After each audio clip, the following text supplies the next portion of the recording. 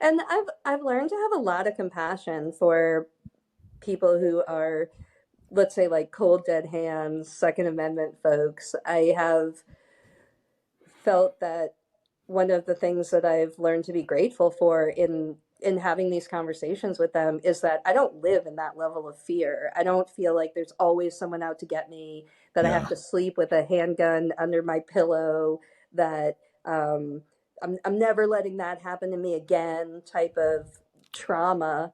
And I have a lot of sympathy for the people that are holding on to these guns because they have experienced some really intense trauma, and this Yeah. seems to be comforting to them. So to be comforted by a gun, to me, is a lifestyle that I'm grateful I am not in. Yeah, me too.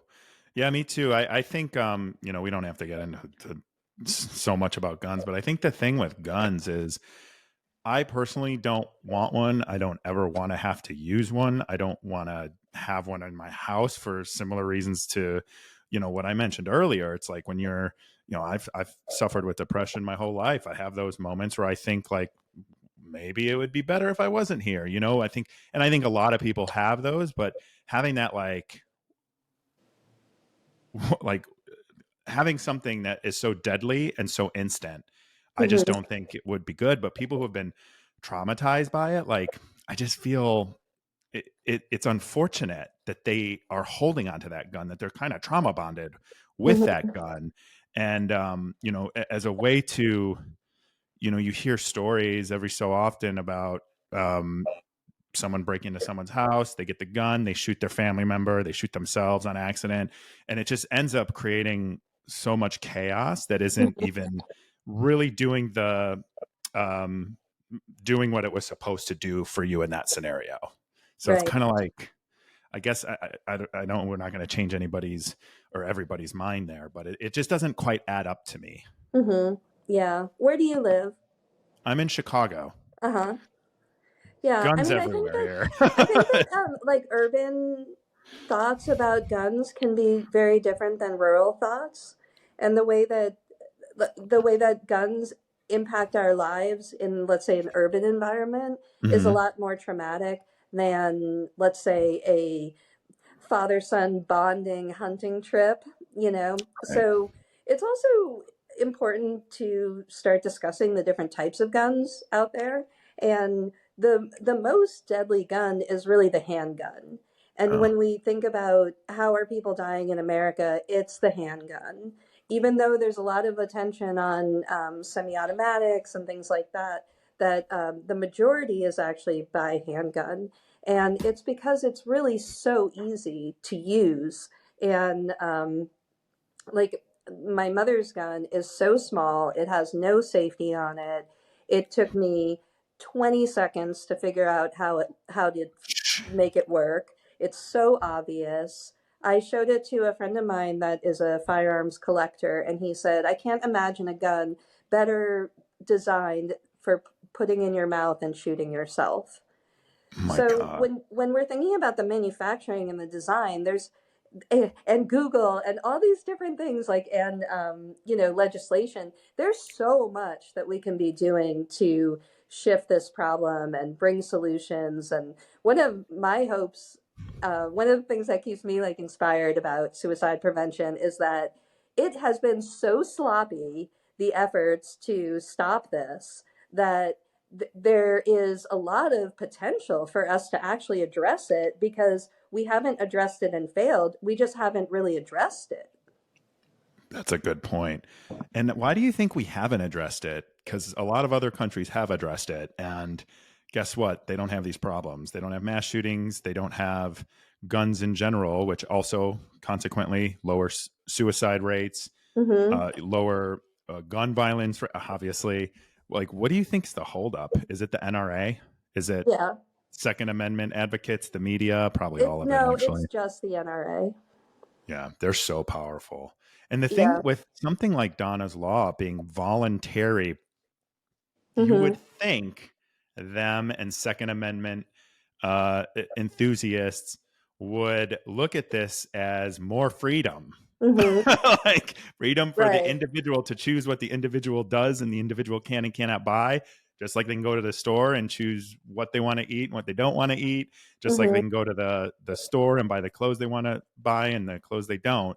And this is just like a no-brainer to me. And Mhm. honestly, like I think so. I now at this point I know several people that have been in mass shootings, Mhm. and whenever I think about this, that's like all I think about is those, Mhm. right? Mhm. But these are not even just common sense. These are like this is like necessary. It's Mhm. necessary treatment. It's part of treatment, like you said. And I think your messaging of putting this as like step one Mhm. is really really a good approach and a good way to think about it because it is free and Yeah, it's thank you. totally voluntary.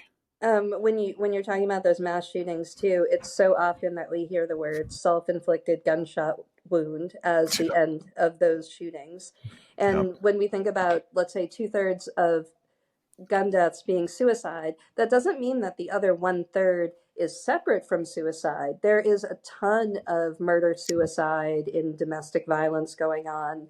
The most common type of mass shooting that we actually don't hear about is what's called a family annihilation, Mm-hmm. where the father or another parent takes out his whole family and then himself. And I one of my, I guess, like journeys in this work is compassion and learning to have such deep compassion for the people in these scenarios. Like when I think about that dad that is standing in his living room with a wiped out family covered in blood because his access to firearms was more than he could handle. And then we're going to criminalize that person, and that person's going to kill themselves. And I mean, this is really in some ways, a consumer product recall opportunity. No, it's a really good point.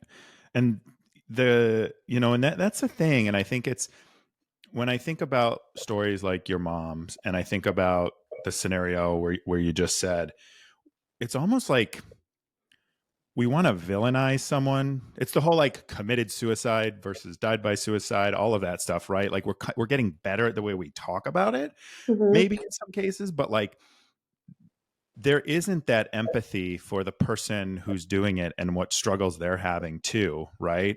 Whether it's self-inflicted or what did you call it? The family Annihilation. annihilation, family Hmm. annihilation, and then self-inflicted.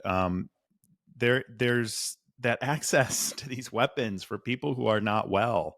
Hmm. I mean, even after any kind of shooting in the news, that's what you hear. We have a mental health problem. We have a mental. Well, then why aren't we doing something about it? Like we just say it, and then everybody goes into the back, and then it's left to people like you who are doing the actual hard work. Yeah, Yeah. it's a pretty weird scenario what's going on with gun violence in America, and part of this journey for me has been to understand my country and to see how I feel about my country and is my country broken? And what I found is that my country is not broken, that there is Mm. still a door that I can walk through with a legislation, that I can find sponsors that will listen to me, that I can still bring rational, no brainer, self control gun legislation forward at I wish I could do it a lot faster, but I do feel It's the that it is government. moving It's never. faster. You could work Yeah, 24 hours a day for the rest of your life, and that government is not picking up the pace at all. yeah. One thing I've learned though, like after the insurrection, that in some ways we're lucky that our government doesn't move that fast, because if our government could just pass laws in 6 months, we could all be goners. Well, here they can when they want to. I mean, Yeah. that's the crazy thing. When it's something that the government benefits from or wants to do, or their donors benefit from, or the NRA wants done, or money needs to go to a foreign war, like the military, they can pass that shit snap of a finger. But when it comes Hmm. to actually like doing hard work and getting stuff done for individual citizens, even though you're representing a in a lot of cases a community that can't represent itself, right? They're Hmm. not able, they're not here, whatever that Hmm. is. And so you're fighting this battle against state governments and Mhm. federal probably in a bit too, but you're representing people that would have your back, but like aren't necessarily able to have your back for one reason or another. So that has to Yeah. be really isolating. Well, I actually feel a lot of love and support from the government and from the officials that I've been able to talk with. Good. And I feel that um, I mean, I sit in their offices and they cry with me, and it is amazing to like have that interaction and be like hugging them at Congress and things like Uh, that. But this lobby effort is outsized beyond what the citizenry really wants to be happening. And yeah. so, and people are very scared of this opponent in legislation. I cannot think of any And organization that's of the lobbyists, NRA. yeah, that Yeah. people are more frightened to stand up against. And one It's of the because they love issues, guns. It's yeah, I've been like thinking, literally it's there's a mental piece, but there's the fact that they all have guns. well, You that's know, what it's they've made us think. If you really like look up these people, they're like dorky marketing kids. hey. I'm a dorky marketing kid. I guess I'm not a kid, but yeah, I get it. I get it. Yeah, they're not they don't look like paramilitary. They're the being part of legislation is very civil, and they have a ton of power, and so when they're there they can just be civil and, you know, rest in Yeah. their power.